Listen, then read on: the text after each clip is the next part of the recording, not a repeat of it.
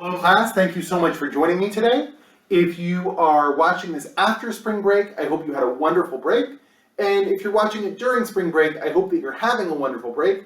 And congratulations on trying to get a little bit ahead. Okay, so what we're going to be doing today is starting our third unit of this class, which is going to be thinking about market power in the labor market, or what we call monopsony power. So what we're going to be doing in this unit is moving away from our assumption that labor markets are perfectly competitive and considering instead particularly situations where employers have market power.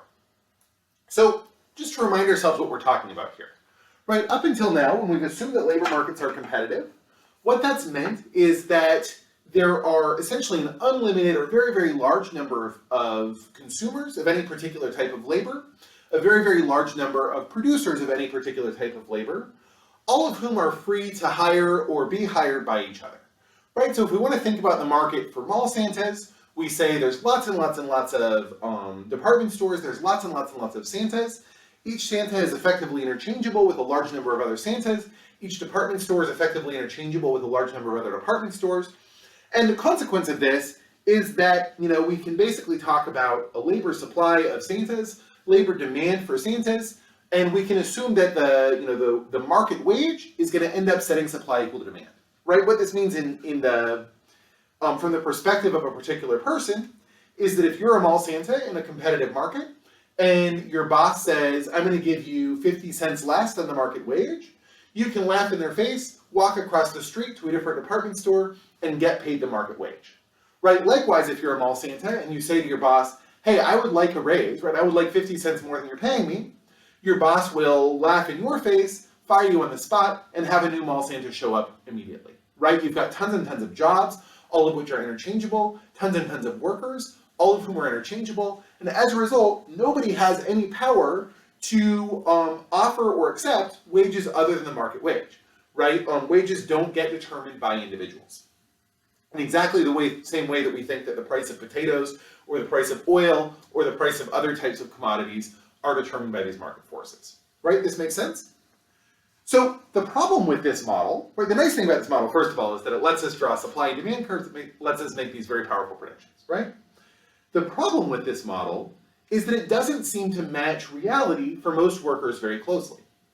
In this model, you shouldn't particularly care who you work for, right? You shouldn't particularly care about the particulars of your job because you should be able to go get another job with essentially no effort, right? Being fired should not be a traumatic experience.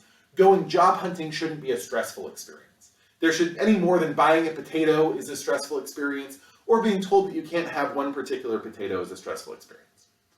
In real life, of course, this isn't what happens, right? In real life, losing your job, whether you're fired or laid off, is one of the most stressful and traumatic experiences a person can have, right? In surveys, it's ranked in terms of the level of stress and disruption, right around the level of divorce, a little bit below the death of a close family member, right? One of the most traumatic experiences in a person's life. That doesn't make very much sense if we think that we're in a competitive labor market, right? Likewise, we see that people are willing to go to great lengths to secure particular jobs, right? Again, different from what we would expect in a labor market, right? People care who they work for. And when we think about how employers themselves make decisions, employers don't act like they have no power to set wages, at least in most industries. Employers think about, should we offer raises this month? Should we not offer raises this month? How would an increase in pay help us retain our workforce or expand or, attract more talented people? They don't say to themselves, if we don't offer a raise this month, we're going to show up and see a completely empty office where everyone has gone and gotten other jobs, right? So there's lots of reasons to think that the competitive labor market model might not perfectly approximate reality. And as a result of that, right, it's going to be really important for us to understand how many of our predictions and analyses of labor markets continue to hold when we relax this assumption, right? When we allow for situations where maybe firms don't have to pay a market wage and they can pay instead, a slightly higher wage and attract more workers, or a slightly lower wage and attract fewer workers, right? So what we're going to be doing in this unit is exploring the implications of that model, right? A model where employers have power over workers, and in a little bit less detail, we'll be exploring a model where both workers and employers have power, right? And therefore bargaining becomes really important. What we're going to see in this is that this alternative model of the economy, this alternative model of the labor market, actually looks very different. In this model, rather than just being set by workers' productivity, wages and differences in wages are just as likely to reflect differences in power, right? Differences in bargaining position. So that when we see things like rising inequality between more highly educated workers and less educated workers, we might, in addition to thinking about things like technological change and quality of education and these other sorts of productivity discussions we've had before, we might also want to think about things like unionization, professional organizations, and other factors that determine the bargaining position of workers with respect to their employees.